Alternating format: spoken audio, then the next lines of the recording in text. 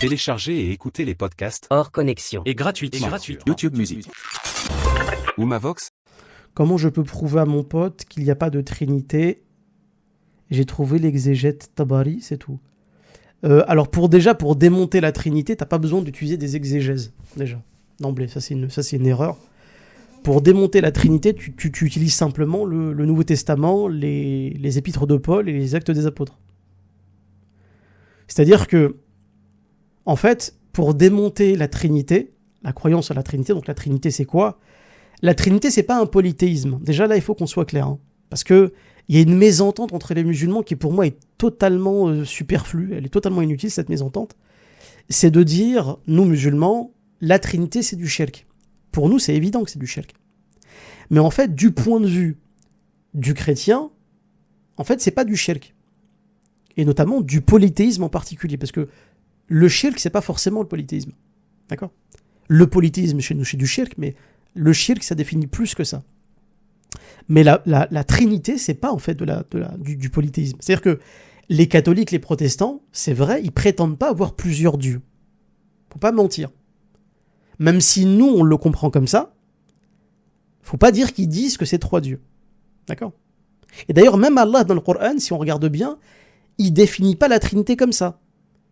Quand Allah il dit aux chrétiens, et ne dites pas 3, il va dire en fait que c'est un enchaînement d'associations à sa personne. Par exemple, les chrétiens, ils ont associé la personne de Isa ibn Maryam, que la paix soit sur lui, donc de Jésus, à Allah.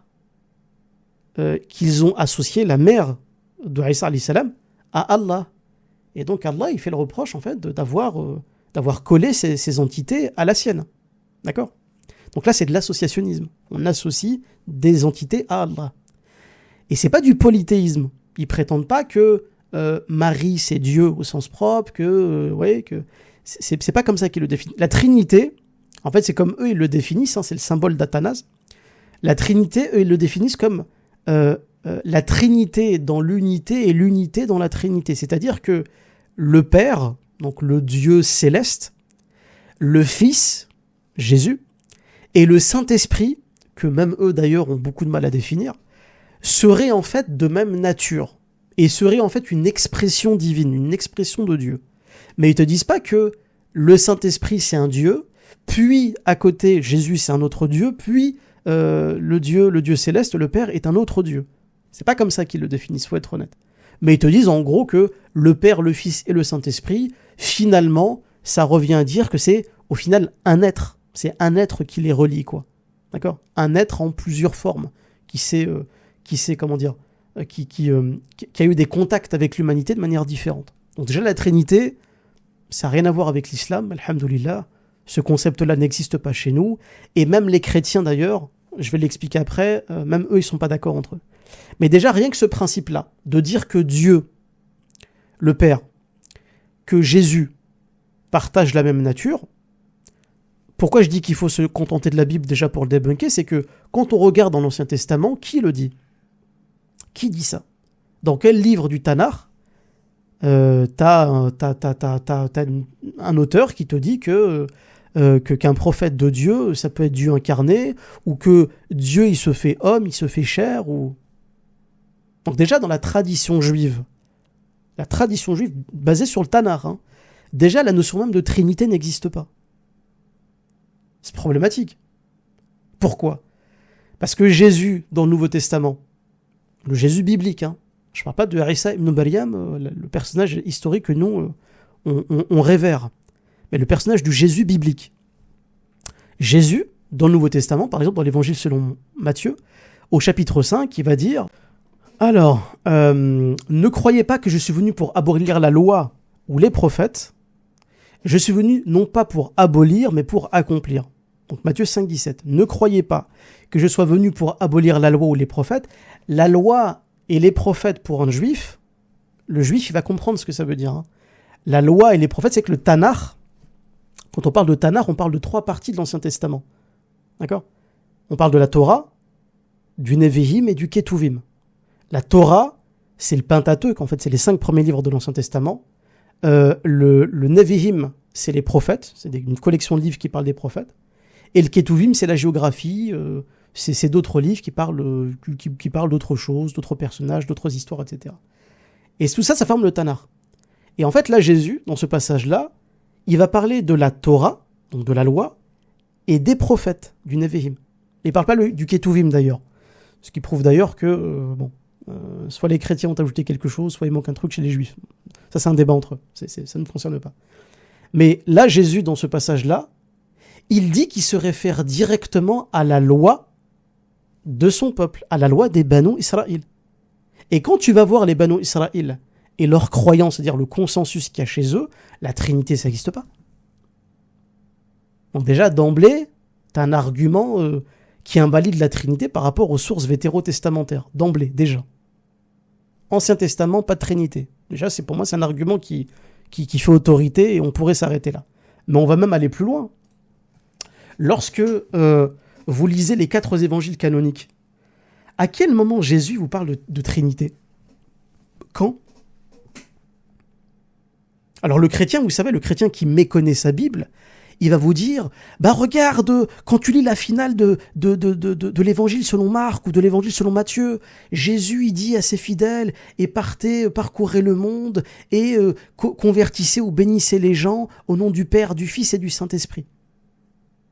Et là, on se dit, c'est vrai, Père, Fils, Saint-Esprit, c'est vrai que c'est la Trinité dont parlent les chrétiens. Mais en réalité, pour les gens qui connaissent comment la Bible a été écrite, ces versets-là, qui sont en fait en réalité tirés de l'évangile selon Marc, chapitre 16, et de ce qu'on appelle la finale longue, et qui est considérée comme une finale ajoutée, tardive, non authentique, évangile de Marc, chapitre 16, versets 9 à 20, en gros, l'évangile selon Marc qui termine au chapitre 16, versets 1 à 8, et il y a une autre version, une augmentation de ce chapitre, un ajout en fait, qui est la finale longue, la fameuse finale longue, qui va du verset 9 à 20. Et cette finale longue, on sait que c'est un ajout tardif. Et cette finale longue a été réutilisée pour faire la finale aussi de l'évangile selon Matthieu, etc. Donc en fait, quand un chrétien vous dit « Ouais, mais regarde, le Fils, le Père », c'est un ajout tardif. Les textualistes, il y a un consensus sur la question, c'est un ajout tardif.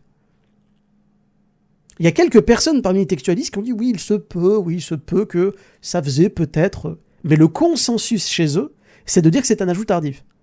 Donc c'est quelqu'un qui est venu le rajouter après, notamment quand la Trinité a été créée, a été forgée.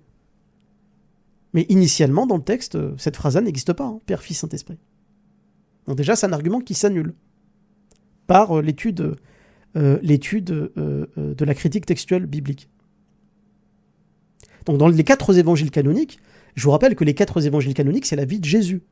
C'est la vie du Christ.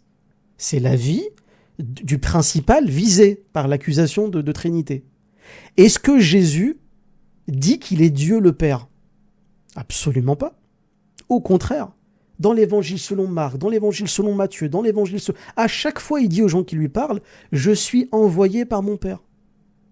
Même quand il va prier, toujours l'évangile selon Marc, lorsqu'il va prier, Jésus, qu'il montre à son peuple comment prier. Vous connaissez la prière, le Notre Père? Notre Père qui est dans les cieux. C'est-à-dire que Jésus, il dit aux gens comment prier. Jésus, il est sur terre. Et il dit, Notre Père qui est dans les cieux. Jésus, il a géolocalisé Dieu, en fait. Il te dit, non, c'est pas moi, Dieu. C'est pas moi, je vous montre comment prier, c'est prier le Père. Et même quand il dit que les choses qu'il fait lui-même, Jésus, il va dire à ses disciples et aux enfants d'Israël à qui il parle, je ne fais rien de moi-même. En réalité, c'est le Père qui me permet de faire des choses. Donc en fait, Jésus, de son vivant, il va systématiquement séparer sa personne du Père. Et les chrétiens, parfois, ils vont jouer avec des ambiguïtés. Ils vont jouer avec des ambiguïtés en disant, comme Jésus a dit dans les évangiles, « Celui qui m'a vu a vu le Père ». Et les chrétiens vont jouer sur ce genre en fait, qui sont des métaphores, des images. « Celui qui m'a vu a vu mon Père ». En fait, c'est une manière de dire « je suis un ambassadeur ». En gros, si tu m'as vu, tu vois qui m'a envoyé. C'est une image. Vous voyez ? Et d'ailleurs, cette image, elle est même utilisée par Moïse dans le livre de l'Exode au chapitre 7.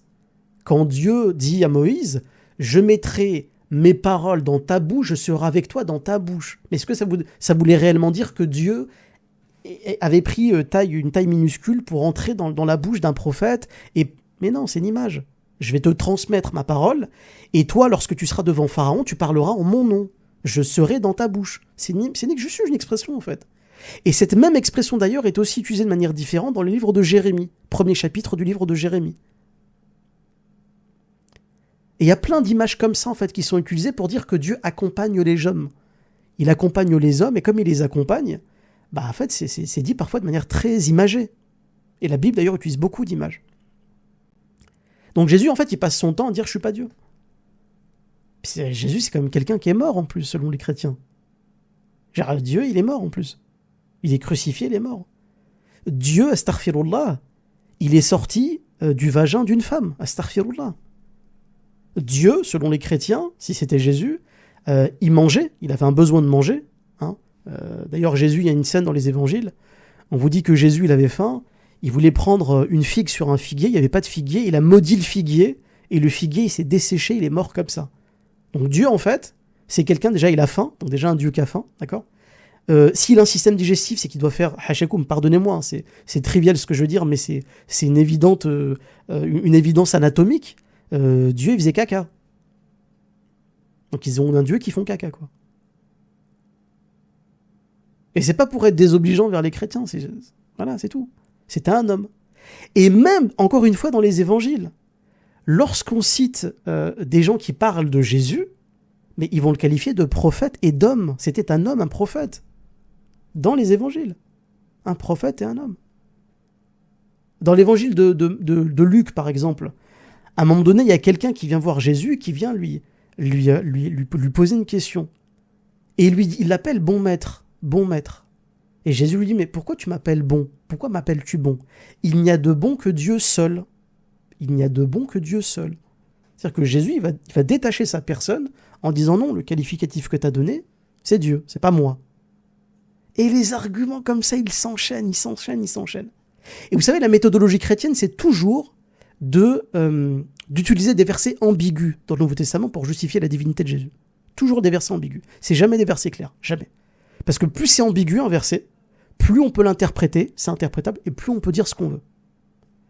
Mais par contre, les versets les plus explicites sur le fait que Jésus était un homme, qu'il était considéré comme un prophète et un homme prodigieux, cela dit, on est d'accord. Hein. Même nous, musulmans, on considère que Jésus, que la paix soit sur lui, c'était un grand homme, un grand prophète, un grand messager de Dieu. Hein, pour nous, c'est pas le monsieur tout le monde, Jésus. Mais ça restait un homme. Donc déjà, les 4 évangiles, ils témoignent contre la Trinité. Critique textuelle et aussi des versets explicites où, en fait, Jésus, il dit lui-même qu'il n'est pas Dieu, quoi. On pourrait parler aussi d'arguments historiques, si tu veux. Les arguments historiques, par exemple, il y a une des références du monde chrétien qui est Irénée de Lyon. Irénée de Lyon, c'est quelqu'un qui a écrit des œuvres de référence pour expliquer, selon lui, la doctrine du christianisme, si tu veux. Et Irénée de Lyon, dans un livre qui s'appelle Contre les hérésies, donc un traité contre toutes les croyances hérétiques de son époque, ce qui est avant lui, etc. Irénée de Lyon, il va parler de l'une des plus anciennes communautés de gens qui se référaient à Jésus, et qui étaient les Ébionites.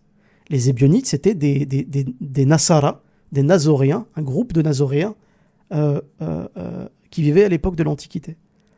Et comment va décrire Irénée de Lyon ces Ébionites ? Je vais vous lire, hein, bougez pas. Alors, il nous dit la chose suivante sur les Ébionites. Il nous dit « Ceux qu'on appelle Ébionites admettent que le monde a été fait par le vrai Dieu. » Écoutez, hein, parce que c'est la manière dont Allah va décrire les Nasara à l'époque de Isa ibn Maryam, et une partie d'ailleurs des Israélites. Ceux qu'on appelle Ébionites admettent que le monde a été fait par le vrai Dieu, mais pour ce qui concerne le Seigneur, donc Jésus, ils professent les mêmes opinions que Cérinthe et Carpocrate. Ils n'utilisent que l'évangile selon Matthieu. C'est pas l'évangile selon Matthieu que les chrétiens ont aujourd'hui, je précise. Rejettent l'apôtre Paul, qu'ils accusent d'apostasie à l'égard de la loi. Ils s'appliquent à commenter les prophéties avec une minutie excessive. Ils pratiquent la circoncision et persévèrent dans les coutumes légales et dans la pratique juive, au point d'aller jusqu'à adorer Jérusalem comme étant la maison de Dieu. Donc là, vous imaginez que l'auteur qui a une haine contre eux, il les décrit pas de manière très objective, mais il nous donne quand même des informations très intéressantes. Il nous dit que d'un, ils vénèrent le vrai Dieu, un Dieu unique. Ils admettent qu'ils reconnaissent c'est Isa, Jésus, d'accord, ce que lui appelle le Seigneur. On te dit que ils sont attachés à un évangile, donc l'Injil, d'accord. Quand je dis pas l'évangile qu'ont les chrétiens aujourd'hui, c'est que l'évangile selon Matthieu qu'on a aujourd'hui, il est en grec en fait. Celui qu'on a aujourd'hui, il est en grec, alors qu'il aurait existé un temps un évangile de Matthieu en hébreu. Voilà, on l'a jamais retrouvé, on ne sait pas quoi. Mais bon. Là, l'auteur, il nous dit un évangile. Voilà. On nous dit qu'ils observaient la loi, donc At-Tawrat, c'est exactement ce que nous dit Allah subhanahu wa ta'ala, et qu'ils vont jusqu'à, quand lui il appelle adorer Jérusalem, c'est qu'en gros, Allah, qu'est-ce qu'Allah nous dit dans le Coran lorsqu'il nous dit que le Masjid al-Haram est devenu la nouvelle Qibla? Il nous dit que l'ancienne Qibla qui était là juste avant, c'était à Jérusalem. Pourquoi ? Parce qu'à l'époque, il y avait le Beit HaMikdash, le grand temple de Jérusalem, et ce grand temple, c'était l'équivalent, en termes de Tawhid, c'était l'équivalent pour les Banu Israël de l'épicentre du Tawhid pour leur pratique. Donc le grand temple d'Israël, c'était l'équivalent de la Kaaba en fait. Donc là, la description qu'en fait Irénée de Lyon, en fait, ça remplit tous les critères des Banu Israël et de ceux à quoi ils se rattachaient. C'est-à-dire qu'ils s'attachaient à la loi, à l'Injil, ils ont accepté Jésus et ils considèrent Paul de Tarse comme étant un apostat.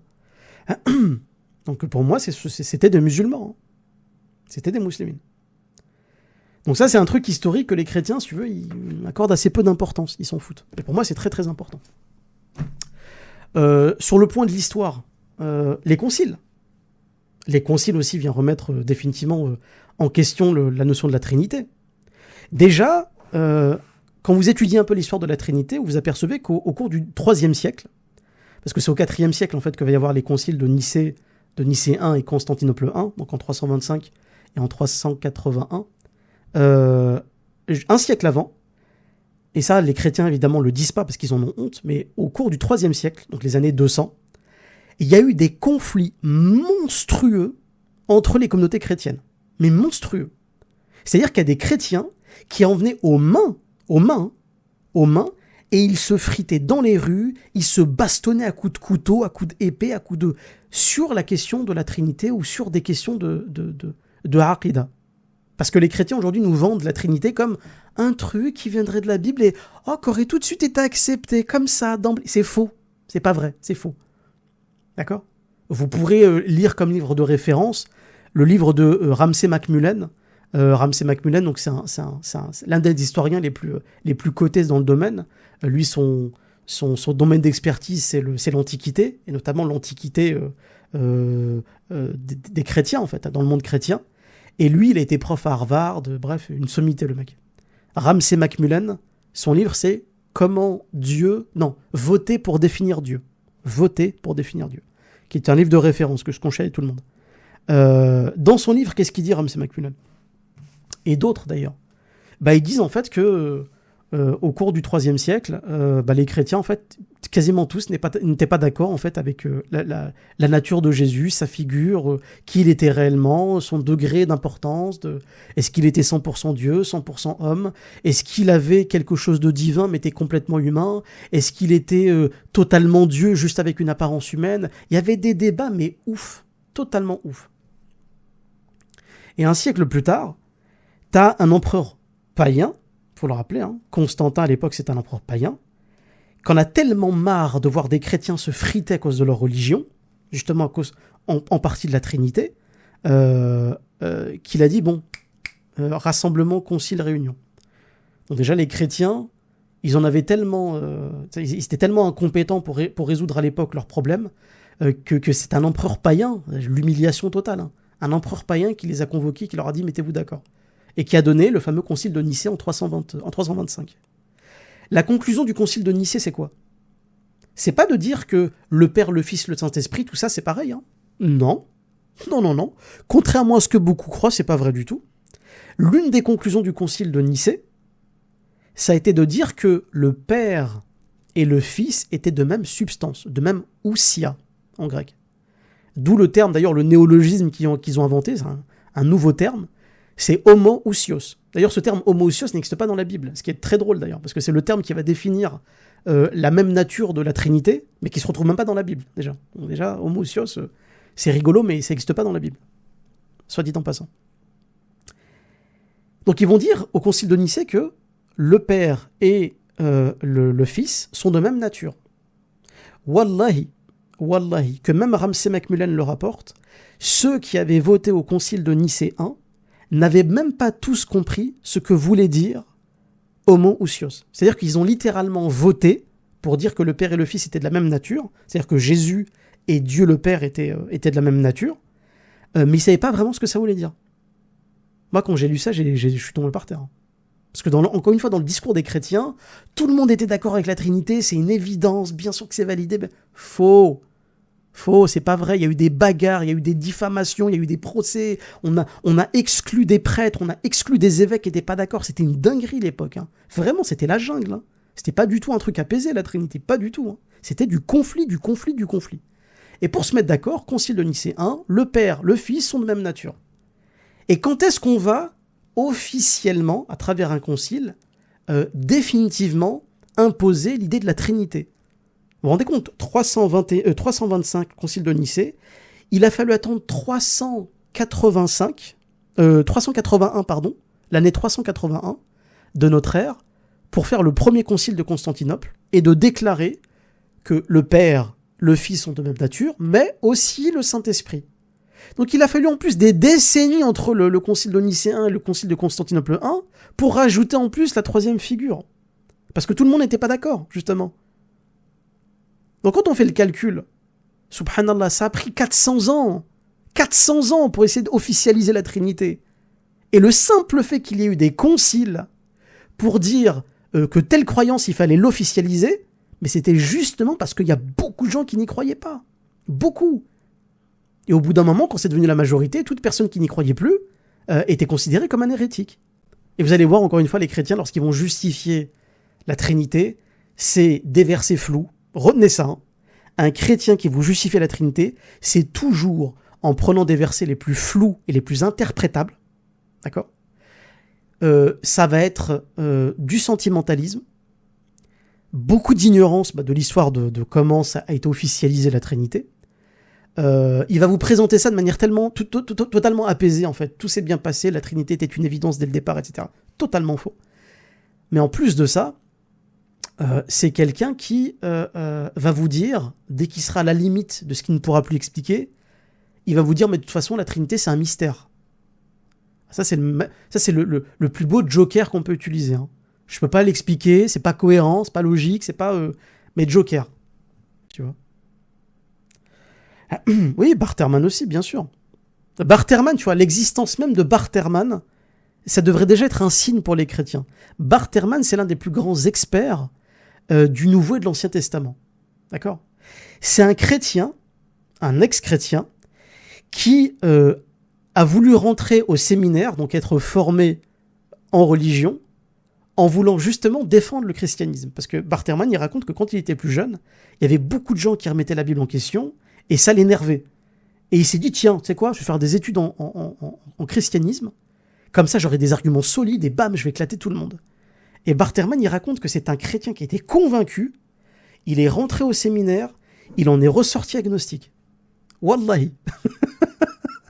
L'une des plus grandes sommités du christianisme aujourd'hui, Barterman, il a quitté le christianisme, et ses travaux sont des travaux de référence. Et même Allah, d'ailleurs, dans sa grande miséricorde, quand il révèle le Coran, Allah, regardez la bonté de Dieu, en fait, la bonté d'Allah. Allah, il va parler aussi aux Nasara et aux gens qui se réclament de leur religion. Et il va leur rappeler, il va leur dire, Jésus, c'est vraiment un homme qui est venu. C'était une bonne personne. C'était un bon guide pour son peuple. Il a été combattu pour son peuple, c'est vrai. Jésus, il a rappelé des choses évidentes à son peuple. Jésus, il a rappelé la loi, il a apporté l'Injil, Mais vous lui avez attribué des choses qui sont fausses. Et Allah, d'ailleurs, il va faire témoigner à Isa, alayhi salam, dans le Coran, contre les gens qui ont dit qu'il était Dieu, ou qui le rapprochaient à Allah, lui et sa mère, etc. Donc même Allah, dans sa grande bonté, même quand ces gens ont dévié, Allah il leur dit, regardez, je vous ai révélé encore autre chose pour que vous reveniez. Et ça, les chrétiens, ils ont un peu le seum. Et de toute manière, en fait, la conclusion de tout ça, parce que moi, je vous sais que je suis quelqu'un de très pragmatique, c'est qu'aujourd'hui, le christianisme, on est d'accord, il est mort. Il est mort, c'est bon, c'est fini. En France, un pays, la fille aînée de l'Église, je veux dire, c'est l'athéisme qui triomphe. Aux États-Unis, un grand pays évangéliste, c'est la pornocratie, c'est pas Jésus qui triomphe là-bas. Dans les pays comme le Mexique, le Brésil, c'est des narco-États, quoi. C'est la drogue, c'est les armes qui triomphent là-bas, c'est pas le Christ. Mais le seul peuple et les seuls pays au monde où on préserve Muhammad alayhi salam, Jésus, l'Injil, le Coran, la vérité d'Allah et qu'on la préserve, ça reste le monde musulman. Je sais pas, moi si j'étais chrétien, et parce que les chrétiens ont le droit d'avoir des convictions qu'on respecte totalement, sur ma chaîne, moi j'invite pas les gens à critiquer, à dénigrer le christianisme, ou non, moi c'est des arguments que je présente, on peut ne pas être d'accord avec les arguments. Mais le fait qu'un chrétien ait une croyance, ça on le respecte. Mais moi si j'étais chrétien, et si je mettais bout à bout tout ce que je viens de dire, je me dirais, punaise, je sais pas, ça peut-être qu'on n'est pas aussi sûr de ce qu'on dit. Peut-être qu'on veut tellement y croire qu'on fait un peu comme ça du bricolage théologique pour essayer de faire tenir un truc qui en fait n'a pas vraiment de consistance. Est-ce que le Coran, c'est pas en fait une vraie révélation? Et c'est pour ça qu'il faut laisser parfois les chrétiens cheminer. Moi je pense qu'il y a des chrétiens qui étaient persuadés d'être chrétiens à 100% il y a 10 ans, et au fur et à mesure, lorsqu'ils étudient un peu l'islam, aujourd'hui ils en sont un petit peu moins convaincus. Mais il faut les laisser. Il faut les laisser étudier, il faut les laisser avancer, il faut les laisser... Mais il n'y a absolument rien en fait qui tient dessus. Absolument rien. Radio Islam Impact. Mais les chrétiens divergent sur la Trinité, non. Ils n'ont pas tous la même façon de les... Tout à fait, Pépis. Totalement. Le texte de référence qui a servi à expliquer la Trinité, il se nomme le Quikumque, le symbole d'Athanas, le Quikumque. Vous pouvez chercher sur Internet parce que c'est intéressant. Le Quikumque, qui veut dire quiconque, en fait, en latin, parce que c'est comme ça que le texte commence, quiconque, etc. Et le Quikumque, c'est un texte qui explique la Trinité. Mais c'est une manière d'expliquer la Trinité. Très compliqué, hein, mais effectivement, il y a plein de gens qui sont pas d'accord sur la Trinité. Même chez les catholiques, d'ailleurs. Comme tu le dis, il y a une explication officielle dans l'Église catholique romaine de la Trinité. Il y a une explication. Par contre, comme tu l'as dit, il y a beaucoup de gens qui l'expliquent autrement, qui y croient autrement, qui l'approchent autrement. Oui, c'est très compliqué. Hein. On a même vu des chrétiens d'ailleurs qui comparaient la Trinité à un œuf. Hein. Des gens qui te disent que la Trinité c'est comme un œuf. Il y a le blanc, le jaune et la coquille. Tout ça, ça fait pas 3, mais ça fait un œuf. Bon. Je laisse de côté la comparaison un peu insultante parce que bon, ils ont quand même inventé la trinité culinaire quand même, hein. La trinité en cuisine, c'est terrible. Parce que justement, quand t'as du mal à expliquer quelque chose, t'es forcément obligé d'utiliser des comparaisons un peu simplistes. Tu vois, c'est tout le problème des chrétiens d'ailleurs. Ils ont été incapables d'expliquer de manière simple et rationnelle le christianisme. Moi, vous savez, je vais vous raconter une anecdote sur la Trinité. Moi, j'ai eu un prof à la fac, qui était un prof de théologie chrétien. Lui, il était prêtre. Et il a voulu nous expliquer la Trinité. Wallahi, hein, j'étais comme ça, en son cours. Genre, j'étais en mode, attention à ce que tu vas écrire, parce que je suis très attentif. Je suis super attentif. Le gars, c'était un prof de physique, prof très gentil d'ailleurs, très sympa. C'était un ancien prof de physique. Et le gars, en fait, il a essayé de nous expliquer la Trinité avec des formules mathématiques. À l'époque, d'ailleurs, je voulais même prendre en photo le tableau à la fin, tellement c'était l'anecdote, personne ne m'aurait cru. Mais Meskin, il était obligé d'expliquer aux chrétiens qui suivaient son cours la Trinité avec des formules mathématiques. Et j'étais là. Ouais, tu sais. En plus, je regardais les autres étudiants, tu sais. Wallahi, je devais être le moins largué du groupe. Alors que paradoxalement, j'étais musulman, tu vois. J'étais le seul musulman du groupe. Mais j'étais le moins largué avec ses explications. Mais j'ai rien compris, hein, cela dit. Hein. Mais il utilisait parfois des des termes que je connaissais, que j'avais assimilés. Mais les autres étudiants, ils étaient mais largués de chez largués. Mais à un niveau stratosphérique. Donc quand un prof, il explique la Trinité avec des formules mathématiques, tu te dis, tu comprends pourquoi leur religion s'est effondrée en fait. Quand on arrive là, jamais tu trouveras un musulman expliquer le tawhid avec une formule mathématique. On n'a pas besoin.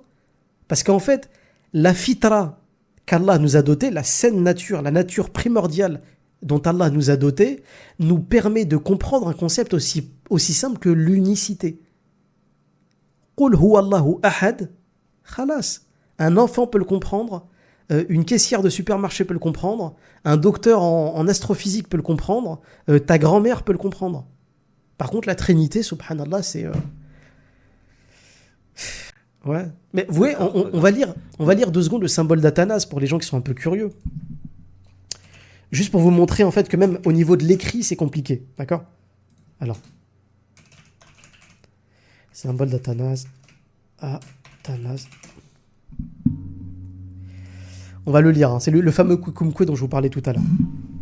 Écoutez, et si vous avez mal à la tête, c'est bon signe.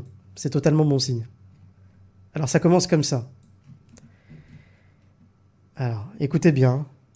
Ça commence comme ça. Quiconque, donc Kikumkwe, quiconque veut être sauvé doit avant tout tenir la foi catholique. Jusque-là, ça va. S'il ne la garde pas entière et pure, il périra sans aucun doute pour l'éternité. Voici la foi catholique. Donc là, il commence. Nous vénérons un Dieu dans la Trinité et la Trinité dans l'unité, sans confondre les personnes ni diviser la substance. Autre est en effet la personne du Père, autre celle du Fils, autre celle du Saint-Esprit, mais une est la divinité du Père, du Fils et du Saint-Esprit, égale la gloire, coéternelle la majesté. Il continue. Comme est le Père, tel est le Fils, tel est aussi le Saint-Esprit. Un créé est le Père, un créé le Fils, un créé le Saint-Esprit. Infini est le Père, infini est le Fils, infini le Saint-Esprit. Éternel est le Père, éternel le Fils, éternel le Saint-Esprit. Et cependant, ils ne sont pas 3 éternels. Alors que justement, juste avant, il vient de faire la liste de 3 éternels. Mais après, non, c'est pas 3 éternels. Ils ne sont pas trois éternels, mais un éternel, tout comme ils ne sont pas 3 incréés, ni 3 infinis, mais un incréé et un infini. De même, tout-puissant est le Père, tout-puissant est le Fils, tout-puissant est le Saint-Esprit, et cependant, ils ne sont pas tous 3 tout-puissants, mais un tout-puissant. Ainsi le Père est Dieu, et le Fils est Dieu, et le Saint-Esprit est Dieu. Et cependant, ils ne sont pas 3 dieux, mais un Dieu. Ainsi, le Père est Seigneur, le Fils est Seigneur, le Saint-Esprit est Seigneur. Et cependant, ils ne sont pas 3 seigneurs, mais un Seigneur. De même que la vérité chrétienne nous oblige à confesser que chacun des personnes en particulier est Dieu et Seigneur, de même la religion catholique nous interdit de dire qu'il y a 3 dieux ou 3 seigneurs. C'est même pas fini, c'est ça le pire. Mais je vais m'arrêter là. Hein. Je vous invite à lire le symbole d'Athanas, le Kukumkwe. Faut pas essayer de comprendre ça avec des yeux de musulmans ou avec une mentalité de musulman. Là, vous allez juste avoir mal à la tête. Faut pas. Mais c'est toujours intéressant de lire ça. Et une fois que vous aurez lu tout ça, vous allez vous dire intérieurement, Alhamdoulilah, je suis musulman. Mais tu demandes à un chrétien de t'expliquer ce que c'est que la Trinité. La grande majorité sont incapables de dire ce que tu viens de dire, Mati. Et si jamais tu leur cites ça, ils vont dire « Ah, c'est pas possible, moi j'ai jamais cru en ça ». Et je vous jure, la plupart des chrétiens ne savent même pas, pour les catholiques en tout cas, ils savent même pas que dans leur religion, Jésus, paix sur lui, il est en même temps Dieu et en même temps Fils de Dieu. Et il est 100% les deux. Vous posez la question à un chrétien, il sait pas. Vous allez lui poser la question, mais dans ta religion, Jésus, alayhi salam, est-ce qu'il est Dieu, est-ce qu'il est homme, ou est-ce qu'il est les deux à la fois? Il vous donnera pas la bonne réponse. Alors que dans le dogme catholique, il est les deux à la fois, il est 100% les deux. Ce qui n'a aucun sens. Hein. On peut pas être en même temps parfait et imparfait, limité et illimité, d'accord? Mais vous allez dire à un chrétien, il va pas vous croire. Et je le dis, mais d'expérience. Moi, ça m'est arrivé de discuter avec des chrétiens, de leur dire, mais dans ta religion, normalement, Jésus, paix sur lui, il est en même temps Dieu, en même temps homme, il est 100% les deux à la fois. Ils disent, ah non, c'est pas possible. C'est pas possible. Tu mens parce que c'est pas possible d'être en même temps Dieu et d'être en même temps homme. Ouvre un livre sur le dogme chrétien. Et ils en ont jamais ouvert, ils en ont jamais lu. Radio Islam Impact. Quand un évangéliste dit que Dieu aime toutes ses créatures, c'est faux. C'est absolument faux. Et en plus, c'est même, littéralement, c'est même cracher sur la Bible et ne l'avoir jamais lue. Parce que dire que Dieu aime tout le monde, faudra poser la question au peuple de Noé, il faudra poser la question aux enfants, les Néphilim, là, les enfants qu'avaient eu les anges avec les êtres humains, là, qui avaient été détruits. Faudra poser la question à toutes les peuplades qui avaient été maudites et détruites par Israël. Faudra expliquer que le combat qu'il y a eu entre Goliath et David, c'est une bagarre. C'était une bagarre de collégiens, hein, évidemment. C'est pas du tout David qui a décapité Goliath, hein, pas du tout, c'est pas vrai. Le fait que Jésus, il ait méprisé en son temps une partie des pharisiens, voilà. Bon, c'est faux, c'est pas vrai, c'est un mensonge. Faut lire la Bible avant de dire que Dieu il aime tout le monde. Parce que même Jésus, il a jamais dit qu'il aimait tout le monde, au contraire, jamais. Il a même condamné à mort même un couple dans la Bible. Quand on lit la péricope d'Ananias et Saphira, au chapitre 5 du livre des Actes des Apôtres, bon, c'est quand même Dieu qui va exécuter un couple et ils vont être enterrés comme des malpropres, quoi. Bon, c'est l'amour, là, à ce moment-là, je ne l'ai pas vu. Bref, tout ça pour dire que les évangélistes, oui, c'est des gens qui aiment mentir sur l'amour pour manipuler les gens, parce que pour moi, c'est de la manipulation, hein. Quand on veut se mettre les gens dans la poche en parlant d'amour, c'est de la manipulation. C'est pour ça que nous, musulmans, on est souvent taxés d'être des gens qui sont sous taqiyya, en dissimulation, on se dissimule. Évidemment, hein, c'est pour ça qu'on est sur YouTube en direct, c'est parce qu'on se dissimule tellement. Mais qu'en fait, nous, on nous traite pas de manipulateurs, parce que nous, on a au moins l'honnêteté, quand on parle d'islam, de parler des choses les plus douces qu'il y a en islam, et des choses aussi les plus dures, dont on parlait tout à l'heure, quand on parlait des hudud. Donc nous, en fait, on parle de l'islam, quoi. On va pas parler d'amour, venez à l'islam, Dieu vous aime, venez à l'islam, Dieu vous aime. Non. Non. On a une communication qui est plus virile, plus honnête. Clairement. Mais, je termine juste avec une phrase de Bess, mais nous, on met pas tous les chrétiens dans le même sac, évidemment. On dit pas que tous les évangélistes sont comme ça. On dit pas que, voilà. Je le rappelle parce qu'il y a toujours des gens pour me dire, ouais, bah, je suis évangéliste, j'ai mal pris ce que t'as. On parle pas de toi, en fait. C'est pas toi qui m'écoutes en particulier. On parle d'une tendance chez les évangélistes chrétiens qui nous saoule, en fait, avec l'amour.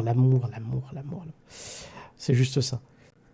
C'est la miséricorde, c'est le pardon, c'est la femme, c'est la péricope de la femme adultère, c'est que celui qui n'a jamais péché lui lance la première pierre, c'est oui, c'est surtout pas, non. La condamnation, c'est méchant. Et tout chrétien d'ailleurs qui dirait que les châtiments corporels, ça existe et machin, oh là là, lui c'est un intégriste, il faut s'occuper de lui.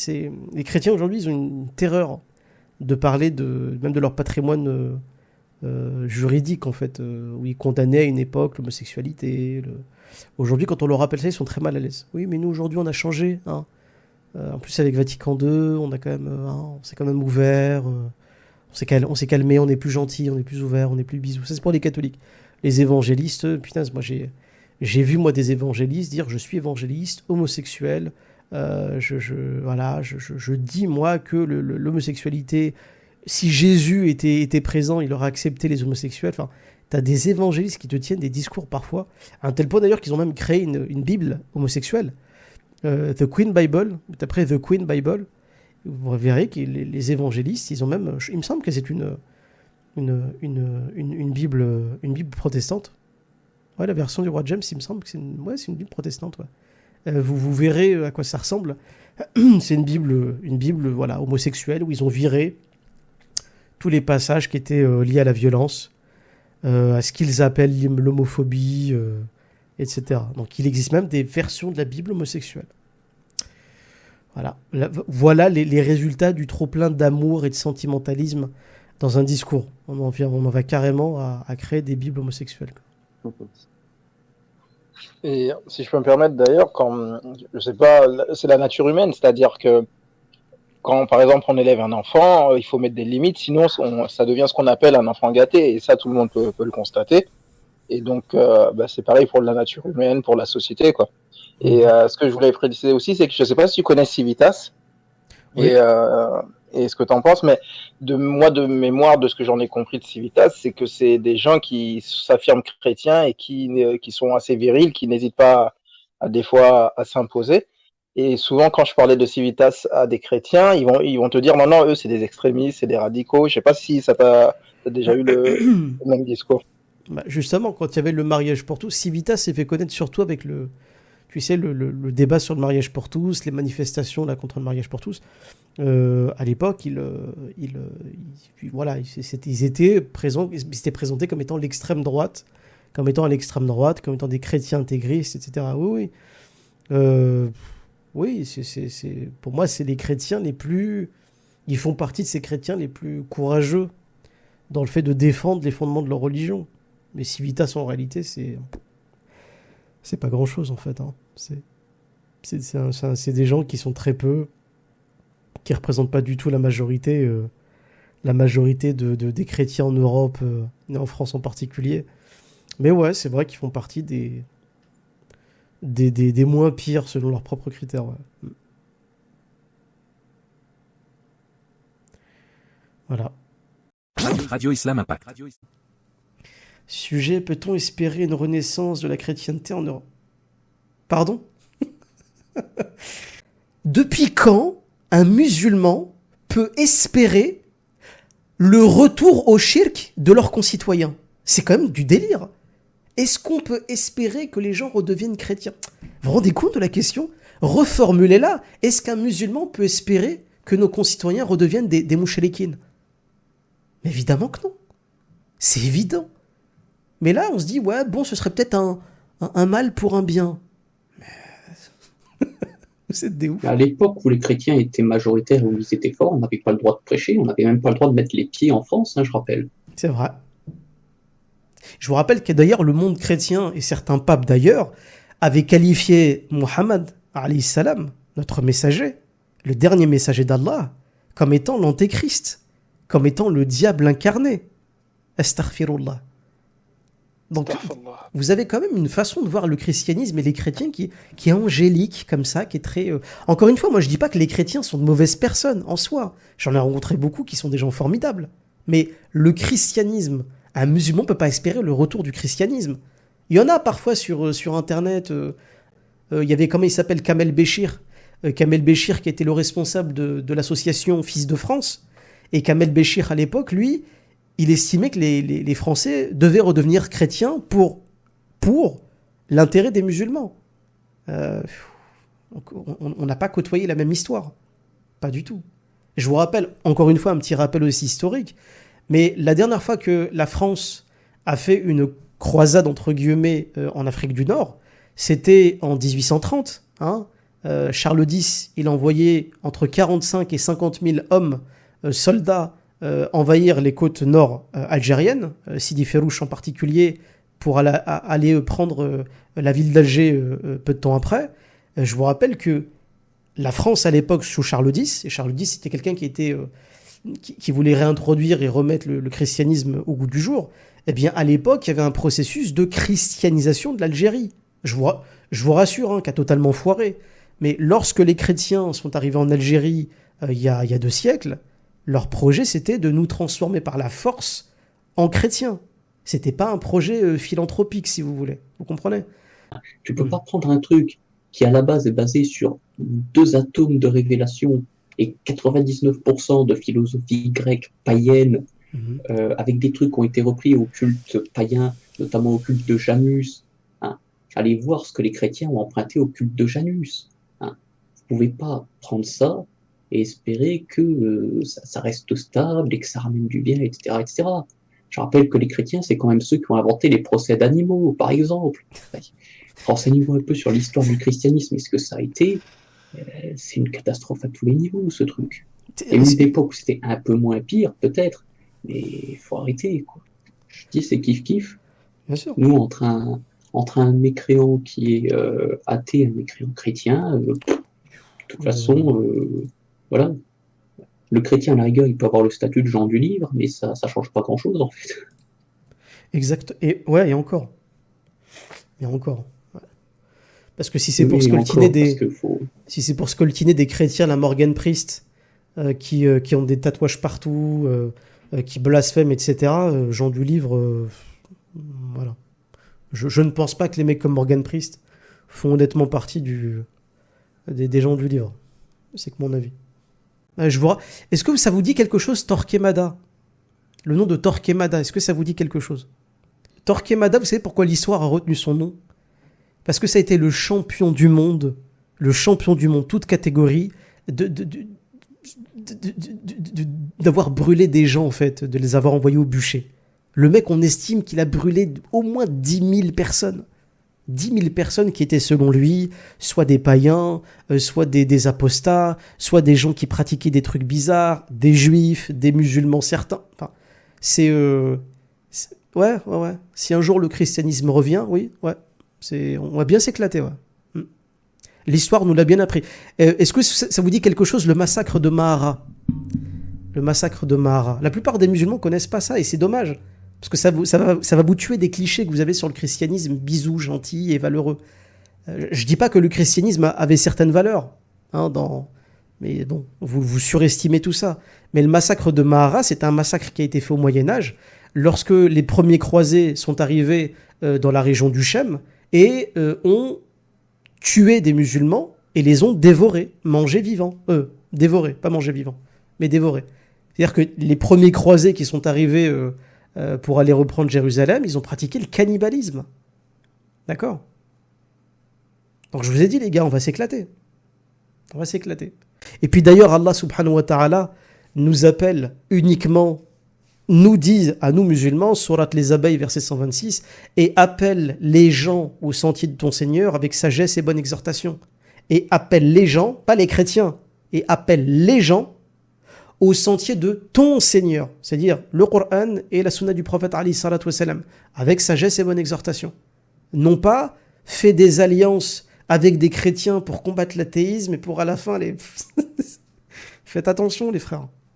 La méthodologie, Allah il nous l'a déjà donnée. Évitez de créer des espèces de plans comme ça. Si Allah nous a dit appeler les gens à l'islam, c'est appeler les gens à l'islam. Je sais que c'est tentant de faire des alliances. Historiquement, il y a déjà eu des alliances entre des musulmans et des chrétiens. Mais généralement, ce n'était pas des alliances religieuses, c'est plutôt des alliances militaires, économiques. Vous voyez? Pas théologiques, ça c'est dangereux. Et puis ça peut même déboucher sur du syncrétisme. Vous savez que le syncrétisme, c'est le fait de mélanger deux sources de croyances pour en créer une troisième. Attention. Moi, j'ai déjà rencontré des gens, et puis, ça les dérangeait pas du tout de mélanger leurs croyances avec l'islam. Hein. Au contraire. Au contraire. Et puis même au niveau de l'organisation de l'Église catholique, par exemple, en France. Vous savez que les diocèses, les évêques, les archevêques, le pape, c'est quelqu'un qui est totalement soumis au monde occidental athée et anti-religieux. Totalement. On le sait aujourd'hui. Quand le pape il fait un discours, il n'y a que les 2-3 catholiques qui ont 70 ans qui l'écoutent encore. L'immense majorité Je caricature un petit peu. Hein. Il y a encore beaucoup de catholiques. Mais ce que je veux dire, c'est qu'en réalité, il n'y a plus personne qui prend au sérieux le discours du pape. C'est fini. Avant, le pape, c'était lui qui pouvait déclarer des guerres à des États entiers. Je ne sais pas si vous imaginez. Il avait le pouvoir de dire, toi, le roi machin, toi, l'empereur de bidule, faites une alliance et allez taper sur l'autre. Aujourd'hui, le pape de l'Église catholique, apostolique et romaine, c'est le larbin de l'Occident athée, en fait. Moi, j'ai encore vu il y a quelques jours un évêque, un cardinal. Les cardinaux, pour ceux qui ne savent pas, c'est ceux qui votent pour désigner le pape. Le gars, il était en Irak. Il va en Irak et il nous sort la religion ne peut pas être une base pour un État moderne, pour la loi d'un État moderne. Yeah, ouais. Et alors, déjà, mets-toi de tes oignons. Puis de deux, le Vatican, c'est quoi? Le Vatican, c'est quoi? Démissionne. Suis ton idée, démissionne. Le mot christianisme, ou du moins chrétien pour le coup, parce que je crois que le terme chrétien, il était préexistant au terme christianisme, ça vient, en fait, on attribue historiquement ce terme à Ignace d'Antioche, à Ignace d'Antioche, qui avait rédigé sa lettre aux Magnésiens. La lettre aux Magnésiens, vous taperez sur internet Ignace d'Antioche, lettre aux Magnésiens, et il aurait probablement été le premier auteur à avoir utilisé le terme chrétien, et ce terme de chrétien se serait retrouvé à son époque dans la Bible, aurait été incorporé dans la Bible, si tu veux, et dans le Nouveau Testament, à partir de Actes des Apôtres, chapitre 11, verset 26, je crois. Oui, c'est ça, 11-26. Et la source que je vous donne, c'est pas mon avis, hein, c'est le père Jean-Louis Souletti, qui a été mon professeur à l'Université catholique de Paris. Lui, c'est un docteur en théologie. Et lui, il avait écrit un livre qui s'appelle les voies divines de la liberté, je crois. Vers les voies divines de la liberté. Et lui, il réserve un chapitre en disant que le terme chrétien était un néologisme, qui n'est d'ailleurs pas un néologisme, un nouveau mot, un néologisme, nouveau mot, qui n'est pas un néologisme qui vient des Israélites à l'époque, mais c'est un néologisme plutôt païen. Et donc, ce néologisme aurait été incorporé, aurait été inventé par des païens, puis incorporé après dans la tradition néo-testamentaire, et pas dans les quatre évangiles canoniques, mais à partir des Actes des Apôtres et certains épîtres de Paul. Non, le terme christianos, christianoi veut dire partisan de Jésus. Parce que le terme Christ, c'est du grec, Christos, oui voilà, moi tu l'as rappelé en plus, c'est bien. Christos, ça fait référence à celui qui a reçu l'onction, celui qui a été oint. Et l'onction, chez les Israélites, celui qui reçoit l'onction, c'est le Mashiach. Et le Mashiach, en fait, en grec, traduit en grec, c'est devenu Christos, tout simplement. Donc chez les Israélites, l'onction, c'est un mélange d'huile qui sert à consacrer une personne ou un édifice. C'est de l'huile qu'on va utiliser dans une espèce de rituel pour consacrer quelqu'un, un prophète, un roi, etc. Donc en fait, toute personne ayant reçu l'onction est Mashiach, en fait, dans l'Ancien Testament, qu'il soit païen d'ailleurs ou pas, hein, parce que l'empereur Cyrus à l'époque était un païen. Dans l'Ancien Testament, il était considéré comme Mashiach parce qu'il avait reçu l'onction. Le frère de Daoud, alayhi salam, Salomon, reçu aussi l'onction, ils étaient Mashiach. Il y avait qui d'autre je crois que d'ailleurs la première fois que ça a été instauré, c'était à l'époque du frère de Moussa alayhi salam, Aaron, dans le livre de la Genèse. Il me semble que lui, il allait avoir la fonction de prêtre, le sacerdoce. Ça allait être c'est lui qui allait donner ça serait un Kohen, quoi. Les Kohanim, ça vient de là, hein, c'était les prêtres, les Kohanim. Et donc le premier grand prêtre d'Israël, il me semble que c'était Aaron, si je dis pas de bêtises, Aaron dans l'Ancien Testament. Et lui, il avait reçu l'onction, et il me semble que c'était de lui qu'allait commencer le procédé de mettre l'onction. Il me semble, hein, si je dis pas de bêtises. Ouais, faudrait vérifier. Mais voilà, c'est celui qui reçoit l'onction et Mashiach. Mashiach traduit en grec Christos. Et voilà, Christos, christianisme, la religion de celui qui a été oint, le Mashiach. Les partisans du Mashiach. Le partisan de celui qui a été oint. Voilà, en tout cas, ça vient pas de Jésus. Christianisme et chrétien, Jésus, il connaît pas. Il connaît pas du tout. Non mais je le répète parce que je veux vraiment pas qu'il y ait de confusion. Virer totalement ce terme christianisme originel, ça n'existe pas en islam. Allah ne reconnaît jamais le christianisme comme étant une religion. D'ailleurs, je vous défie de me trouver un verset qui parle du christianisme en tant que religion révélée. Allah il vous dit que la religion de Isa alayhi salam c'était l'islam, qu'il lui a révélé l'Injil, que son peuple se basait sur At-Tawrat. D'ailleurs, il a même appris le At-Tawrat à Isa alayhi salam, que la religion des Banu Israël au départ c'était l'islam, et puis les Banu Israël à travers leur histoire ils ont commencé à dévier, et encore une fois les Banu Israël de l'Antiquité ont dévié et ont commencé avec l'aide de païens de culture grecque et latine, ont commencé à créer le christianisme. Mais ça c'est pas l'islam du tout. Donc c'est l'islam. Jésus, à l'islam, c'est quelqu'un qui, 3 fois par jour, à une heure précise, il allait faire ses ablutions et il priait en se prosternant en direction du Saint des Saints qui était au centre du temple de Jérusalem. Là, aujourd'hui, il y a le mont du temple, vous savez, la mosquée avec un toit doré. À cet endroit-là, il y avait un édifice cubique. C'était la Kaaba des enfants d'Israël. Et c'est pour ça que le prophète, alayhi salam, au début, il priait dans cette direction-là aussi.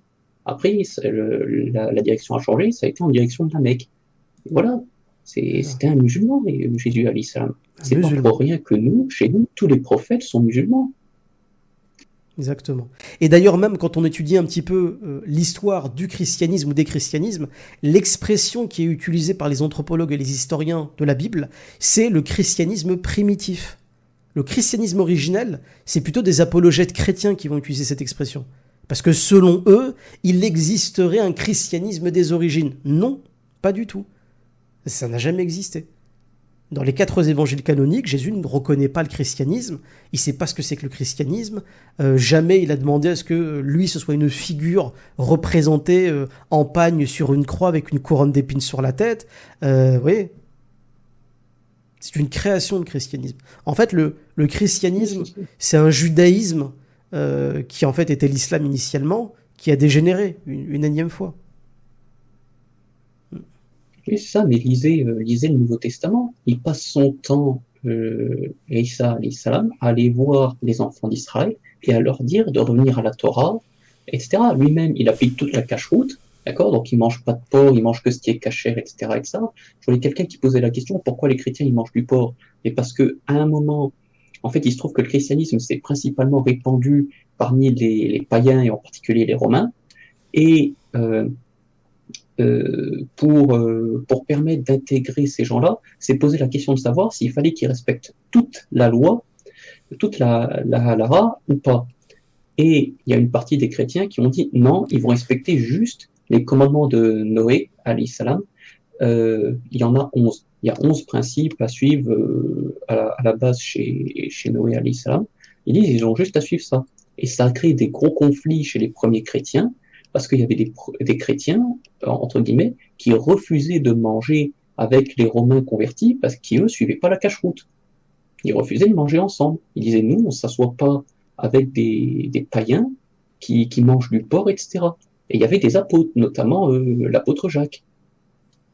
Il disait, moi, je m'assois pas avec des gens qui mangent pas cachère.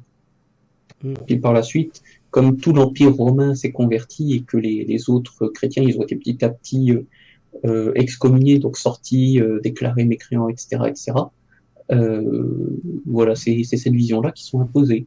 Mais à la base, les premiers chrétiens et les apôtres à leur tête, ils mangeaient cachère, ils refusaient de s'asseoir à table avec des gens qui mangeaient pas cachère, pour la plupart. Donc, encore une fois, quand je vois des musulmans espérer un retour du spirituel, même s'il vient du côté chrétien, étudiez d'abord l'histoire du christianisme, pas les 2 ou 3 petites bribes que vous connaissez d'histoire du christianisme, mais étudiez-la totalement, et puis on verra. Je rappelle aussi, dans la série du cannibalisme de Mahara, de Torquemada, qui avait fait cramer 10 000 personnes, etc., Arissa, tout à l'heure, il avait dit un truc intéressant. Il a dit que, en France, si le christianisme était religion d'État, on ne pourrait pas réellement pratiquer notre religion. Et c'est vrai. Les Juifs, vous savez que les Juifs qui vivaient au Moyen-Âge dans le royaume de France, l'Église catholique, et c'était l'Église catholique, et le pouvoir ecclésiastique qui avait obligé les Juifs à porter ce qu'on appelle la rouelle. La rouelle, c'est un morceau de tissu que les Juifs devaient porter, généralement un morceau de tissu jaune, qui rappelle d'ailleurs étrangement l'étoile jaune que bien après on leur a fait encore porter en Occident. On leur a fait porter la rouelle pour les différencier des chrétiens. Donc là, pour le coup, c'était vraiment quelque chose de discriminatoire. Il y a même des historiens qui ont prétendu que les musulmans l'avaient déjà fait, ce qui est faux. Moi, j'ai jamais trouvé une preuve de ce genre de choses. Mais en Occident, on sait que l'Église catholique, apostolique et romaine a forcé une minorité religieuse vivant dans son État et qui se comportait pas non plus super bien. Faut pas croire que les Juifs, durant le Moyen-Âge, c'était aussi une communauté qui était irréprochable. Mais il est forcé à porter la rouelle. Tout le monde peut vérifier ce que je dis, la rouelle, qui était une manière de différencier les Juifs des chrétiens et pour, entre guillemets, dire aux gens ne les côtoyez pas. C'est pour ça que je vous dis attention, les gars. Arrêtez d'avoir une idée un peu comme ça, fantasmée des gentils chrétiens qui... Il y a des gentils chrétiens. Il y a vraiment des chrétiens qui sont humanistes dans le bon sens. Il y a des chrétiens qui ont vraiment du cœur, qui ne veulent pas de conflit avec les musulmans. Bon, je le rappelle ce soir parce que c'est important de le faire. C'est pas parce que je vous ai dit tout ça que tout le monde chrétien est horrible. Je pense que même d'ailleurs la majorité des chrétiens sont des gens bien. Mais le christianisme en lui-même, c'est une religion qui pousse aussi à combattre notre religion. Pour des raisons uniquement d'intérêt. Au même titre d'ailleurs que nous musulmans, on combat entre guillemets aussi la croyance chrétienne quand on y pense bien. Parce que c'est 2 idéologies qui s'opposent. C'est 2 religions qui prétendent toutes les 2 être universelles et guider les êtres humains. Donc forcément, s'il y a 2 religions qui entre guillemets, ont le message de guider les êtres humains vers le paradis, il va y avoir une concurrence, il va y avoir du clash. Vous comprenez? Donc voilà. Nous, musulmans, on appelle les gens à l'islam. On espère que l'islam, Inch'Allah, prédominera. C'est une espérance.